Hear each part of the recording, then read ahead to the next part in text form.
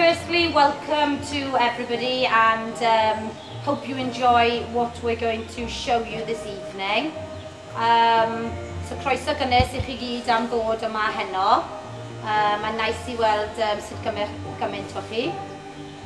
I'm going to just talk briefly about the history of dressage. We're going to do a small little bit about dressage and what you'd expect to see, and then we're going to see some horses in here working, 3 horses, and then later on another 3 horses. Then we'll have a short break where there will be a glass of wine or squash for those of you that are driving, and then I will ride my own horse, and then we will do a dressage display. All of this evening has been put together by myself and all the staff at Rheidol Riding Centre. And for you all to know, the ages range from 13 years of age up to 42. So I'm trying to show you all that dressage is for everybody and can be done on all sorts of different horses and breeds of horses. You do not need to go out and spend thousands of pounds buying horses. It's all down to training and educating the horse. Okay, I'm just going to talk a little bit about the history of dressage. The history of dressage dates back more than 2,000 years. The object is the harmonious development and physical ability of the horse, hopefully resulting in calm and suppleness and a flexible animal. It was originally developed on the battlefield to give the mounted soldiers of the cavalry an advantage in battle. I don't know if some of you knew that. Horses have been used by the military for centuries. Then later on, princes and nobles studied the art of horsemanship as part of their military training. The first riding centre was set up in 1532 in Italy, and then later on, of course, the Spanish riding centre of Vienna was established in 1572.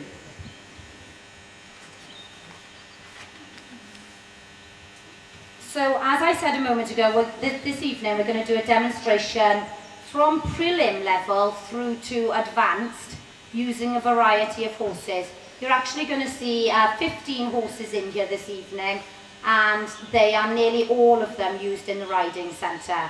You know, ranging from cobs or cob crosses through to thoroughbreds.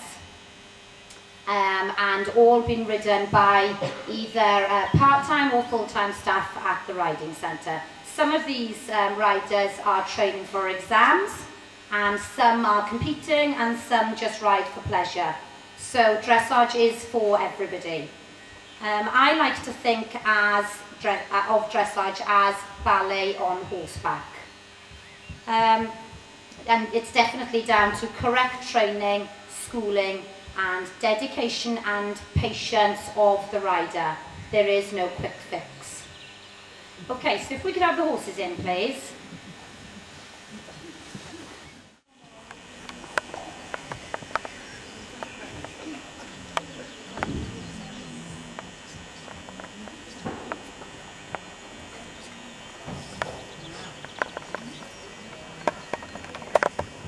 Okay, so we've got 3 very different horses that have just come into the school. So, ladies, if you can just work them in walk to begin with in open order, and I'll tell everybody a little bit about the horses.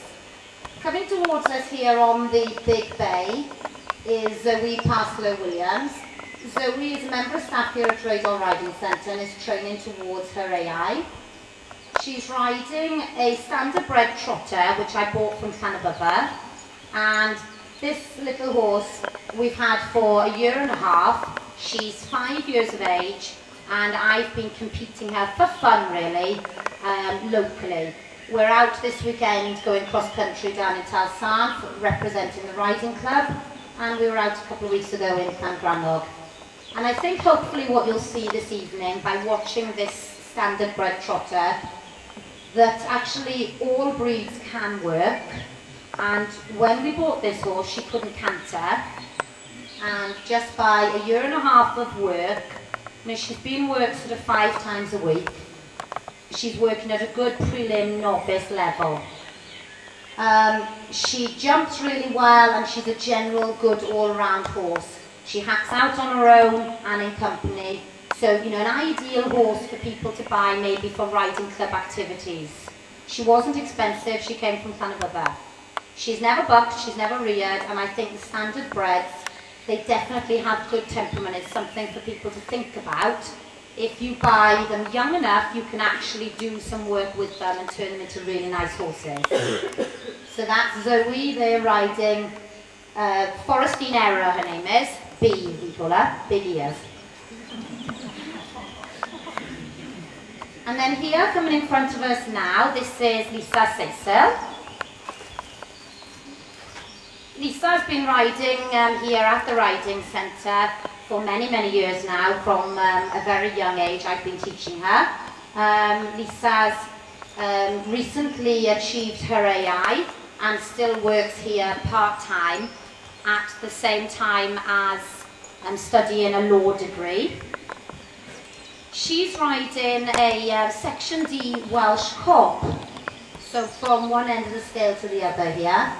And I'm sure some of you are aware I competed a Section D Welsh Cob for years, very similar to Toyside Lucky Lowry that Lisa's riding.